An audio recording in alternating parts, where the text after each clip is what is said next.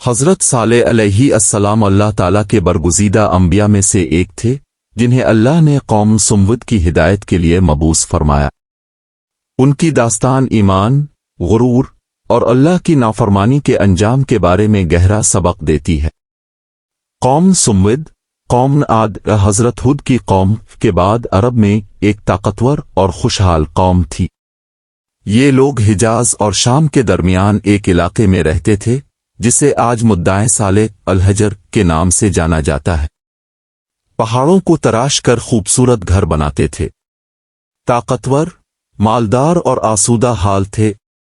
ان کے پاس زرخیز زمینیں اور وافر وسائل تھے، لیکن اپنی خوشحالی کے باوجود وہ بتوں کی پوجا کرتے تھے اور اللہ کو بھول گئے تھے۔ ان میں غرور، تکبر اور دنیا پرستی عام تھی۔ اللہ تعالیٰ نے حضرت صالح علیہ السلام کو قوم سمود کی ہدایت کے لیے نبی بنا کر بھیجا۔ آپ انہی میں سے تھے اور بچپن ہی سے اپنی نیکی، عقل اور ایمانداری کے باعث معزز سمجھے جاتے تھے۔ آپ نے اپنی قوم کو نصیحت فرمائی، اے میری قوم، اللہ کی عبادت کرو، اس کے سوا تمہارا کوئی معبود نہیں۔ تمہارے رب کی طرف سے تمہارے پاس روشن دلیل آ چکی ہے۔ سورہ الاعراف 7:73۔ اپنے انہیں اللہ کی نعمتوں کی یاد دلائی اور بت پرستی سے توبہ کرنے کی دعوت دی۔ قوم سمود نے حضرت صالح سے کہا کہ اگر آپ واقعی نبی ہیں تو ہمیں ایک ایسا معجزہ دکھائیں جو سب دیکھ سکیں۔ انہوں نے کہا، اگر آپ سچے ہیں تو اس چٹان سے ایک اونٹنی نکال کر دکھائیں۔ حضرت صالح نے اللہ سے دعا کی، پھر اللہ کے حکم سے ایک عظیم الشان اونٹنی چٹان کے اندر سے زندہ نکل آئی۔ یہ ایک واضح معجزہ تھا۔ حضرت صالح نے فرمایا، یہ اللہ کی اونٹنی ہے، تمہارے لیے ایک نشانی ہے۔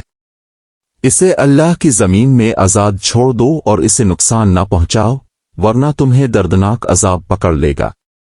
سورہ ہود 11:60۔ اس اونٹنی کے لیے خاص حکم تھا۔ وہ ایک دن کنویں کا پانی پیتی تھی اور دوسرے دن لوگ پانی استعمال کرتے تھے۔ جب وہ پانی پیتی تو اتنا دودھ دیتی کہ پوری قوم کے لیے کافی ہوتا۔ کچھ لوگوں نے ایمان قبول کیا، مگر زیادہ تر قوم سمود نے انکار کیا۔ انہوں نے حضرت صالح پر جھوٹا ہونے کا الزام لگایا اور کہا کہ آپ تو بس جادوگر ہیں۔ جب اونٹنی کا معجزہ ظاہر ہوا تو ان کے دلوں میں حسد اور غصہ پیدا ہوا۔ چند بدبختوں نے مل کر اونٹنی کو قتل کرنے کی سازش کی۔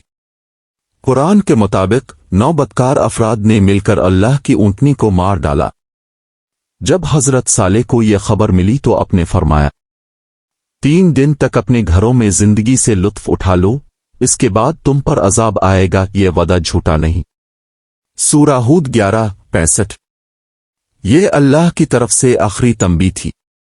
3 دن گزرنے کے بعد اللہ کا عذاب نازل ہوا۔ ایک شدید زلزلہ اور بہت زوردار چیخ الصیحہ نے پوری قوم کو ہلاک کر دیا۔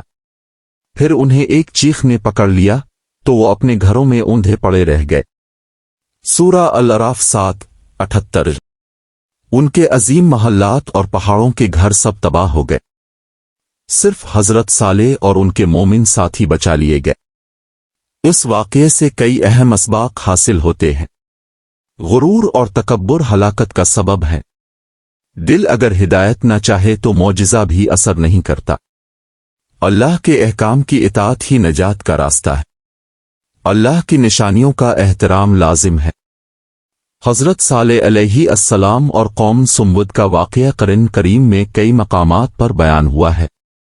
سورہ الاعراف 7:73-79۔ سورہ ہود 11:61-68۔ سورہ الشعراء 26:4-1-1-5-9۔ سورہ القمر 24:23-31۔ سورہ الحجر 15:80-84۔ حضرت صالح علیہ السلام ایک صابر، حکیم اور سچے نبی تھے۔ آپ کی قوم کا انجام ہمیں یہ یاد دلاتا ہے کہ دنیاوی طاقت اور دولت ایمان کے بغیر بیکار ہے۔ آج بھی مدائن صالح کے آثار موجود ہیں جو نافرمانوں کے لیے ایک عبرتناک نشان ہے، اور ہم نے ایمان لانے والوں اور تقوی اختیار کرنے والوں کو نجات دی۔